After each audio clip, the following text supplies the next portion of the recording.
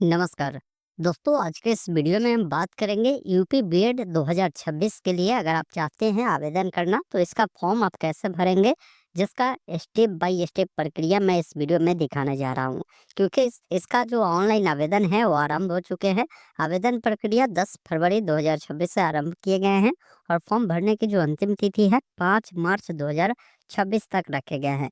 बाकी पेमेंट आप जो कर पाएंगे इसका भी लास्ट डेट इन्होंने निर्धारित किया है कि लेट फाइन के साथ 6 मार्च से लेकर 10 मार्च तक आप कर सकते हैं और इसका एडमिट कार्ड भी जारी कर दिया जाएगा जो कि 20 अप्रैल 2026 को है। और इसका जो एग्ज़ाम होने की टेंटेटिव डेट है वो 25 अप्रैल 2026 तक रखा गया है। इस डेट को हो सकता है इसका एग्ज़ाम भी हो जाए। बाकी इनके जब वेबसाइट पर आएंगे तो एक लाइन इन्होंने लिखा है कि ऐसे अभ्यर्थी जो वर्ष 2026 में स्नातक या परास्नातक परीक्षा के अंतिम वर्ष में सम्मिलित हो रहे हैं, वे भी जो है उत्तर प्रदेश संयुक्त बीएड प्रवेश परीक्षा 2026 हेतु फॉर्म को भर सकते हैं। कहने का मतलब है कि अगर आप जो है 2025 में ग्रेजुएशन अगर आप पास करेंगे या आप चाहते हैं अप्लाई करना तो भी कर सकते हैं। अगर आप मान लीजिए पहले से ही पास आउट है तो आप तो भर ही सकते हैं, लेकिन जो कैंडिडेट 2026 में पास होने वाले हैं वो लोग भी इसका एंट्रेंस एग्जाम का जो फॉर्म है वो भर सकते हैं। बाकी फॉर्म भरने का लिंक मैं दे दिया हूँ डिस्क्रिप्शन बॉक्स में। आप डायरेक्ट इस वेबसाइट पर आ जाएंगे, यहाँ पर एक ऑप्शन मिलता है click here to new user registration का, जिस पर आपको क्लिक करना है।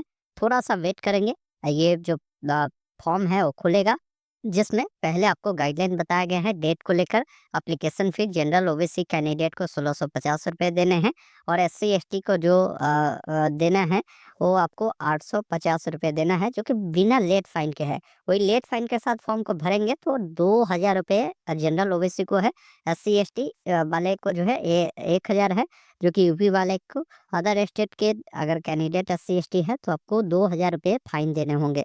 तो एक बार आप तमाम गाइडलाइन को मैं कहूँगा कि ज़रूर रीड कर लीजिएगा। नीचे स्क्रॉल कर कर आना है, इस चेकबॉक्स पे टिक कर कर सबमिट वाले विकल्प पर क्लिक करना है और यहाँ से इसको क्लोज करना है।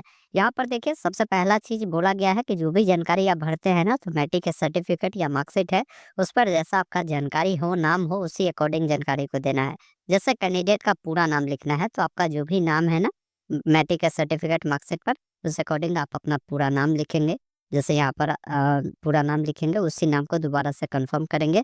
आपका जो पिताजी का नाम है यहाँ पर लिखना है, फिर पिताजी का नाम दोबारा से कंफर्म करना है। मतलब जो जानकारी आप भरते हैं ना उसको 2 बार कंफर्म करना है। फिर यहाँ पर देखेंगे ना बोला गया है कि आपके माताजी का जो भी नाम है आपको लिखना है, उसे दोबारा से कंफर्म करना है। बाकी जो भी आपका डेट ऑफ बर्थ है, यहाँ पर कैलेंडर है। सबसे पहले जो भी आपका साल हो उसको बढ़ा घटाकर यहाँ से आप आएँगे। फिर जो भी साल है उसको चुनिएगा, जो महीना हो, जो डेट हो, इस प्रकार चयन करेंगे, ये ध्यान रखिएगा। उसके बाद अपना डेट ऑफ बर्थ दोबारा से कंफर्म करेंगे। आपको अपना ईमेल आईडी देना है, ईमेल आईडी को दोबारा कंफर्म करना है, मोबाइल नंबर देना है, मोबाइल नंबर को दोबारा कंफर्म कर कर जनरेट ओटीपी पर क्लिक करना है।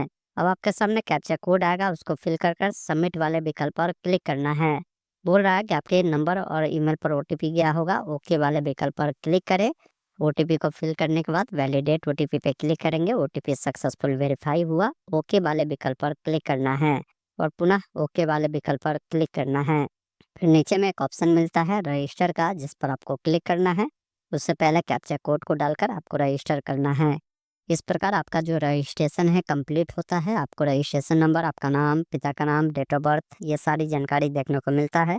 अभी भी कुछ एडिट करना है तो एडिट करने का ऑप्शन आपको दिया गया है, आप एडिट कर सकते हैं।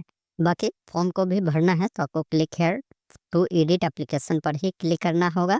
फिर यहाँ से आप फॉर्म भरना शुरू करते हैं। जैसे आपका जो नाम है वो देखने को मिलेगा, पिताजी का नाम, माताजी का नाम, डेट ऑफ बर्थ, ये सब देखने को मिल रहा है। अब आपको जेंडर बताना है। बाकी आपकी शादी हो चुकी है तो मैरिड, अन्यथा आप अनमैरिड वाले विकल्प पर क्लिक करेंगे। कोई महिला है तो अपने हस्बैंड का नाम देना चाहे तो दे सकती है।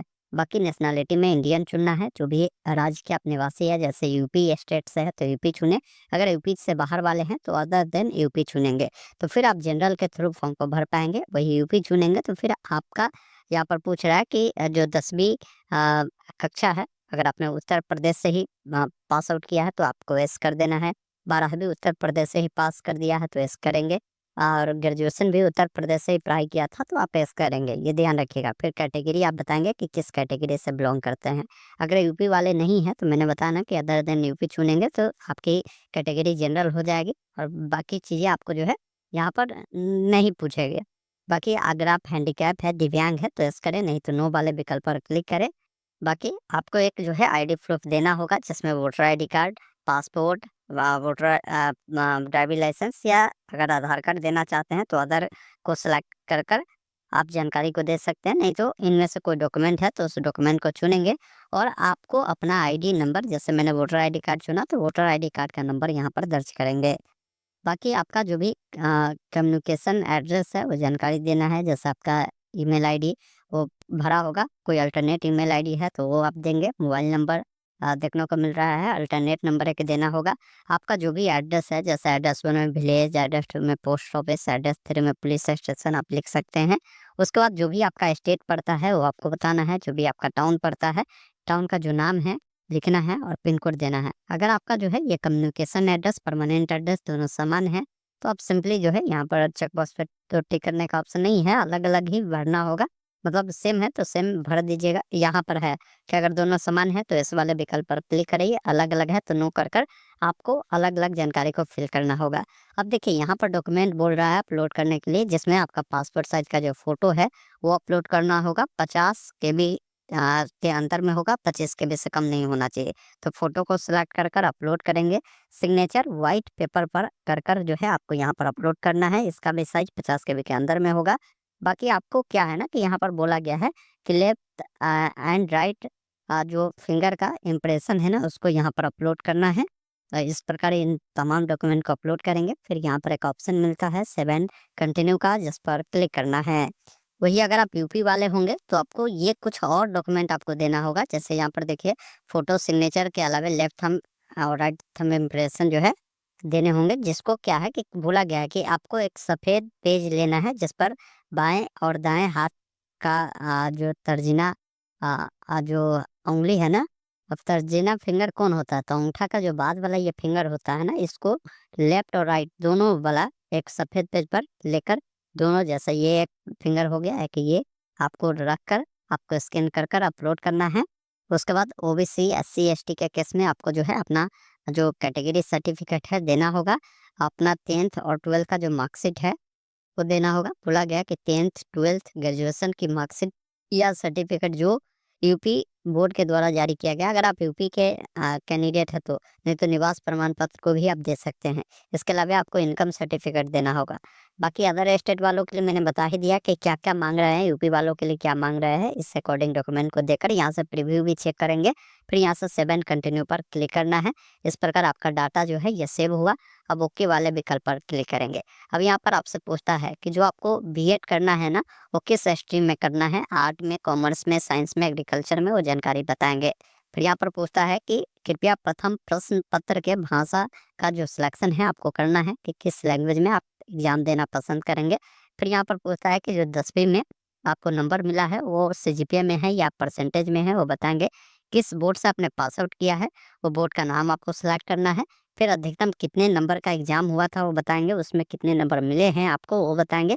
आपका परसेंटेज आ जाएगा। किस साल आपने पास आउट किया है वो पासिंग ईयर आपको बताना है। उसके बाद जो भी 10th का आपके पास सर्टिफिकेट और मार्कशीट है उसको अपलोड सेलेक्ट कर कर अपलोड करेंगे। आपका जो मार्कशीट है 10th का अपलोड होगा। इससे अकॉर्डिंग 12th जो आपने पास किया है उस सीजीपी या परसेंटेज में नंबर है वो बताएंगे। किस बोर्ड से पास आउट किया है उसको बताएंगे। अधिकतम कितने नंबर का एग्जाम हुआ था उसमें कितने नंबर मिले हैं, आपके क्या परसेंटेज है वो बताएंगे। साथ में किस साल आपने पास आउट किया है वो बताना है और जो भी 12th का मार्कशीट है उसको अपलोड करना है। फिर ग्रेजुएशन जो आपने किया है वो पास कर चुका है तो पास चुने, तो पास चुनेंगे तो किस स्ट्रीम से आपने पास आउट किया है वो बताएंगे। किस यूनिवर्सिटी से आपने पास आउट किया है उसका नाम बताएंगे, अपना रोल नंबर देंगे, किस साल पास आउट किया, पासिंग ईयर बताना है। नंबर आपका परसेंटेज या सीजीपीए में है वो आपको बताना है। कुल कितने का एग्जाम हुआ था उसमें कितने नंबर मिले थे और क्या परसेंटेज है वो बताएंगे। बाकी आपका जो फाइनल ईयर का मार्कशीट है उसको अपलोड करना है। वही अगर आप अपेयरिंग वाले हैं ग्रेजुएशन तो अपेयरिंग चुनेंगे तो बस आपको स्ट्रीम बताना है, जो भी यूनिवर्सिटी का नाम है वो बताना है, रोल नंबर बताना है, किस साल आप जो है पास करेंगे वो पासिंग ईयर बताकर यहाँ से 7 कंटिन्यू पर क्लिक करना है। इस प्रकार ये जानकारी भी सेव हुआ। ओके वाले विकल्प पर क्लिक करेंगे। अब अगले स्टेप में आते हैं जहाँ पर वेटेज की डिटेल देना है। इसमें क्या है ना कि आपको वेटेज मिलता है, छूट मिलता है। जैसे हो सकता है आपने राष्ट्रीय या राज्य स्तर या अंतर विश्वविद्यालय खेल प्रतियोगिता में भाग लिया होगा, तो आप ऐसे करेंगे तो फिर बताएंगे कि भाई आप जो है किस पोजीशन पर आपने ये खेला था, वो जानकारी देंगे तो उसके अकॉर्डिंग जो वेटेज आपको होगा मिलेगा। अब फिर पूछता है कि क्या आप नेशनल कैडर कोर एवं राष्ट्रीय सेवा योजना के अभ्यर्थी है, तो आप इसमें उसकी जानकारी देंगे। स्वतंत्रता सेनानी के अगर आश्रित है तो वो जानकारी देंगे। तो आप पर जो लागू होता है आप यस करें, नहीं लागू होता है नो करेंगे। अगर नो करेंगे, अगर तो वेटेज नहीं मिलेगा। अगर वो काम नहीं किए होंगे तो वेटेज चाहिए। तो अगर वो चीज़ किए हैं तो आप यस कर सकते हैं। उसके बाद यहाँ पर ऑप्शन है सेव एंड कंटिन्यू का, जिस पर क्लिक करेंगे। इस प्रकार ये जानकारी भी आपका सेव हुआ। अब क्या है ना कि जो भी परीक्षा सेंटर का प्रेफ़रेंस आप देना चाहते हैं ना, यहाँ से सेंटर का जो प्रेफ़रेंस है आप देंगे। तो चलिए मैं क्या करता हूँ ना, यहाँ पर 5 प्रेफ़रेंस आपको जो है सेंटर का देना है, तो 5 प्रेफ़रेंस डालेंगे। फिर पेमेंट ऑनलाइन करना है तो किस गेटवे से करना है, जो भी पेमेंट आप पर लागू होता है वो भी देखने को मिलेगा। कोई भी एक गेटवे को सिलेक्ट करेंगे, आई एग्री करना है। जो कैप्चा कोड आपको यहाँ पर मिल रहा है ना, उसको यहाँ पर फिल कर एक ऑप्शन सबमिट का मिलता है, जिस पर क्लिक कर प्रोसीड वाले विकल्प पर क्लिक करना है। ओके वाले विकल्प पर क्लिक करेंगे तो आपको पेमेंट करने का माध्यम आ जाएगा। Debit card, credit card, net banking, UPI, QR code किस माध्यम से करना चाहते हैं उस माध्यम से पेमेंट करेंगे। फिर इसका प्रिंट निकाल कर अपने पास सुरक्षित रख लेंगे। और इसका जो एग्ज़ाम है ना, एग्ज़ाम का टेंटेटिव डेट मैंने आपको दिखाई दिया कि होने वाला है। जो ये डेट है, इसी डेट को मानकर आपको अपने प्रिपरेशन में आज से ही जुट जाना है। बाकी मैं कहूँगा कि इस वीडियो को अपने तमाम दोस्तों के साथ शेयर कर दीजिए, क्योंकि यूपी से अगर वो बीएड करना चाहते हैं ना, तो बहुत कम पैसा में वो कर सकते हैं। अगर मान लीजिए आपका सरकारी कॉलेज नहीं मिलता है, प्राइवेट मिलता है, फिर भी बहुत सस्ता फ़ी है यूपी का अन्य स्टेट के मुकाबले। तो धन्यवाद। जय हिंद।